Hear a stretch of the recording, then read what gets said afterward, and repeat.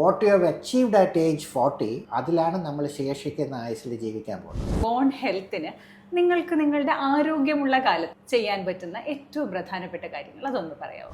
Bone health maintain ചെയ്യാൻ കുഞ്ഞിലേ തുടങ്ങണം. ഇതാരും പറഞ്ഞു തരില്ല. കുഞ്ഞിലെ നമ്മൾ we are born with a compliment of exercises അല്ലേ. നമ്മുടെ മസിൽ ബൾക്ക് നല്ലതാണ്, നമ്മൾ ചുറുചുറുപ്പോടെ നടക്കുവാണ്, നമ്മുടെ ഹോർമോൺസ് വെൽ ഫങ്ഷനിങ് ആണ്. അതുകൊണ്ട് നമ്മൾ വലിയ എക്സസൈസ് ചെയ്തില്ലെങ്കിൽ നമ്മുടെ കാര്യങ്ങളെല്ലാം നോർമലായിട്ട് പോകുന്നുണ്ട്. അതുകൊണ്ട് നമ്മൾ ഇതിനെപ്പറ്റി അധികം ശ്രദ്ധിക്കത്തില്ല. പക്ഷേ ഒരു 40 വയസ്സെത്തുമ്പോൾ നമ്മുടെ ശരീരം പതുക്കെ ഡിറ്റീറിയേറ്റ് ചെയ്ത് തുടങ്ങും. അതുവരെ അനബോളിക് ഫേസിലാണ്, പിന്നെ കാറ്റബോളിക് ഫേസിലാണ്. അതായത് ഒരു സ്ലൈഡിൽ കയറുന്ന പോലെ നമ്മളൊരു 40 വയസ്സ് വരെ നമ്മളുടെ കരിയറിലും വർക്കിലും എല്ലാം കയറി 40 വയസ്സാകുമ്പോൾ നമ്മൾ പീക്കിലെത്തും. So by 40 you should have achieved a good ഇത്. ചുമ്മാ ഏർണിംഗ് പൊട്ടൻഷ്യൽ പറഞ്ഞാൽ പോലും നമ്മൾ പറയുന്നത് നമ്മുടെ ശമ്പളം കൂട്ടി വെച്ച് 40 വയസ്സിൽ റിട്ടയർ ചെയ്യുമ്പോൾ 100 രൂപ പോക്കറ്റിലുണ്ടോ 1000 രൂപ ഉണ്ടോ എന്നുള്ള പോലെ.